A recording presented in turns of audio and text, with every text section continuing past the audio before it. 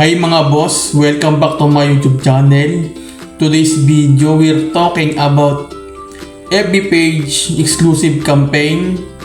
What is OneWave, streamer benefits, earn cross, OneChain, and how to join. And I'll show you how to withdraw your earning in OneWave.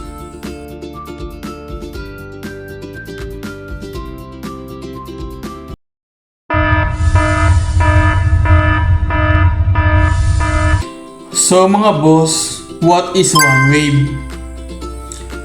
Yung OneWave mga boss is isa siyang campaign site na kung saan pwede kang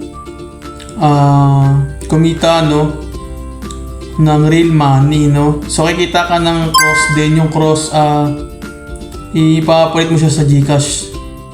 So kailangan dito is may cross wallet ka, then MXC account. Yung mga yan is nada-download sa Play Store, no? So ayan. So ang makikita nyo naman dito pagka in-scroll down nyo, yung current pool niya is 20,000 pesos, no? So ayan yung paghati-hatian nyo.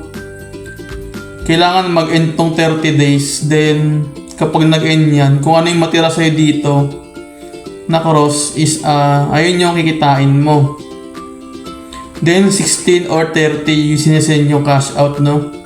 O yung cross X wallet mo. Tapos halimbawa eto, tignan natin tong campaign.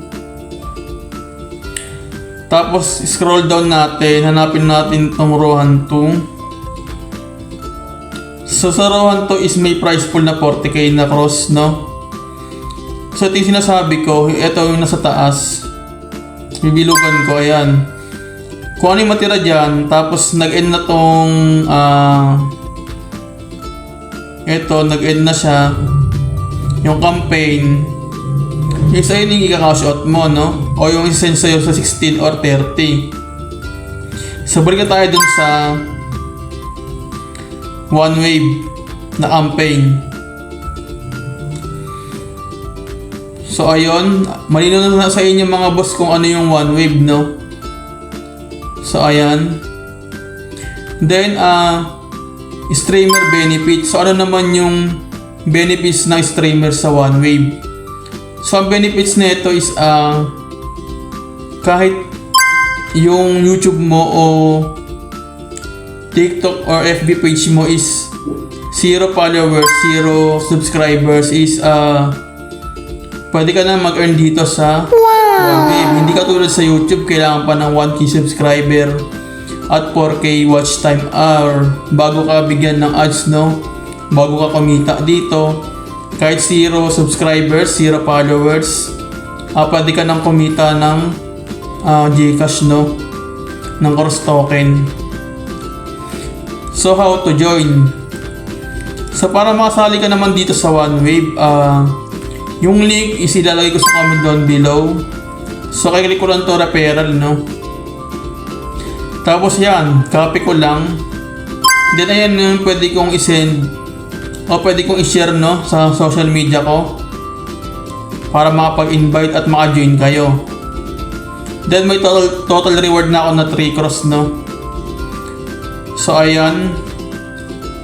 Syempre ang gagawin mo dyan, click ko lang tong campaign. Tapos click ko lang tong emoticon na tao. Click ko yung setting. Then click ko tong connect. So ayan, kailangan i-verify nyo yung account nyo sa OneWave gamit na kahit anong ID. Tapos kapag verified na yan, i-connect mo yung YouTube channel mo. Kailangan kung ano yung YouTube channel mo na name, kailangan same din sa TikTok mo na account or sa OneWave, no, na account. Dati TikTok to, so ngayon tinanggal nila, ginawa nila Facebook page, no. So dito papasok yung FB page exclusive campaign. So pinalitan nila yung TikTok. So kung ano yung name mo dapat dyan is parehas, no, sa YouTube, sa FB page mo at sa OneWave account mo. Dapat kailangan yung parehas na name. Then connect mo lang. Kapag connect na is yan, pwede ka na mag-start na gumawa ng vlog sa OneWave. Click ko lang tong campaign. Then balik tayo dun sa OneWave. Tapos ayan, click to join campaign. Then copy hashtag. So ito yung importante dito mga boss. Kailangan i-copy mo yung hashtag, then i-paste mo to sa description ng YouTube mo at saka dun sa comment down below ng YouTube mo. Kasi ang nagre-review dito sa OneWave is algorithm, no? Para ma-trigger siya, tapos ma-rate yung ginawa mong vlog sa OneWave. So ayun lang mga boss, ang paliwanag ko dito, no, sa OneWave. Mag OneWave na kayo kasi maganda to panimula sa mga bagong content creator, no. So ayan, friendly siya, hindi katulad sa YouTube, no. So ayan, mag OneWave na kayo. Ano pa hinihintay nyo? Yung link na ito is nasa comment down below. So yun mga boss, ang tanong, legit ba yung OneWave? So ang sagot dyan syempre is yes, no. So ayan, click ko lang tong emoticon na tao.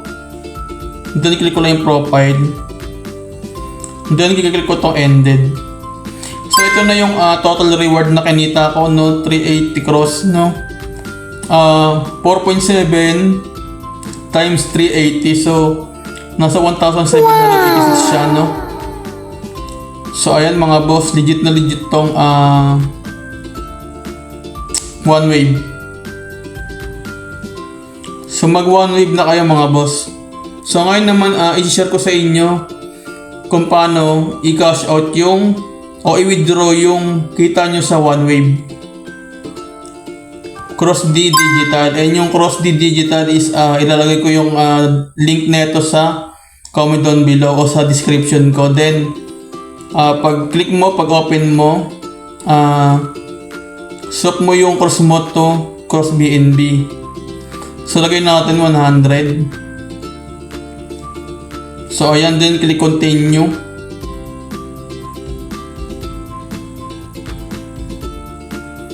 So ayan, click agree to terms, then confirm. So ayan, confirm mo lang. Lagay tayo ng pin natin. Breed transaction sent na, okay. Refresh konti.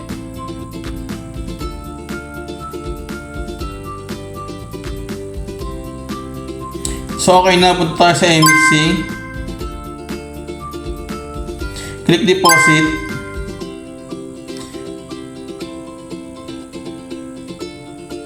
Click on chain deposit. Hanapin yung Cross BNB. Ayan, nasa upper. Click mo lang yan.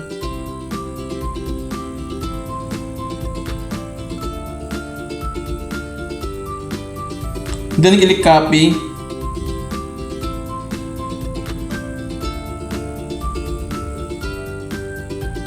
So pag na-copy mo na, punta ka na dun sa CrossX wallet. So kailangan dapat tama yung kinopy mo na para hindi mawala o malusaw yung token mo. So ayan, then click mo lang yung send. Then i-paste mo dyan.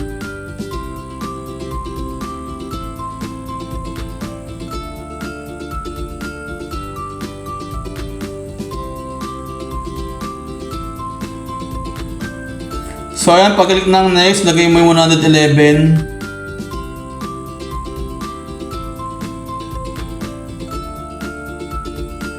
Click transfer. Send successfully na, complete. So ayan mga boss. Yan, click mo na yung MXC account. Then yan, deposit successful. Click convert.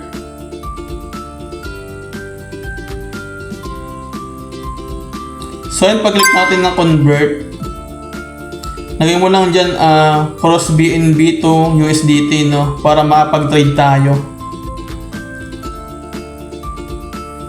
Then find USDT.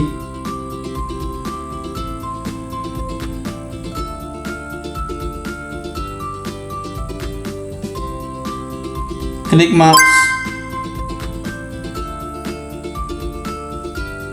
Review conversation, click mo rin.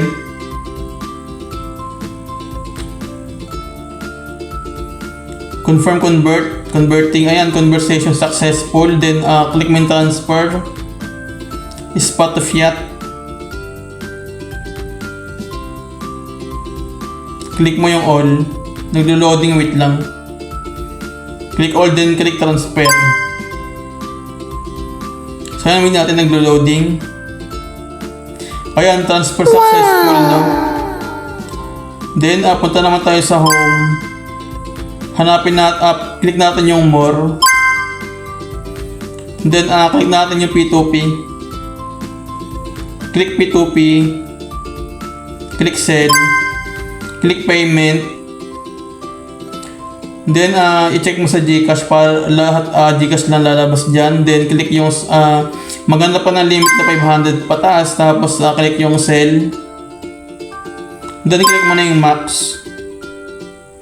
Then 568 GCash yung ma-receive natin. Then click sell USDT.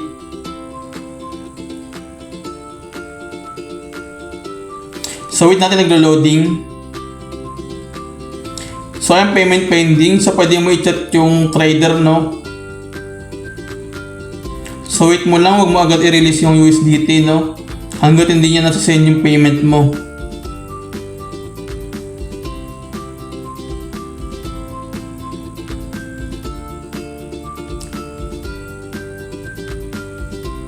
So ayan, online yung trader.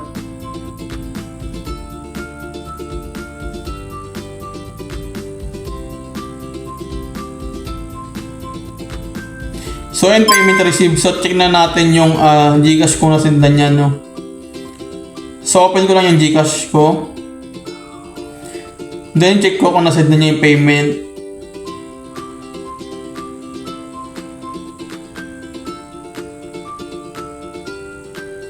So ayan, andito na yung 568 na GCash. So isi-send na natin yung USDT niya.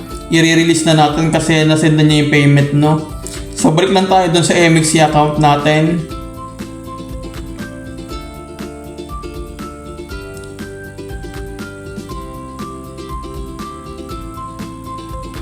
So ayan, pagka open natin ang MXC account, hanapin natin yung orders. Then click natin. Ayan sa pangalawa. Click mo yung orders.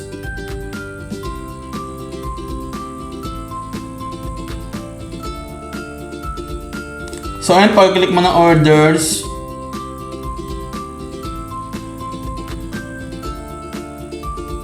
click mo yung payment received. Tapos ayan, click mo lang yung check then confirm. Ayan, click mo lang yung get code. So ayan, hanapin na natin yung code. Then kapag nahanap natin yung code, copy natin tapos i-paste natin dito.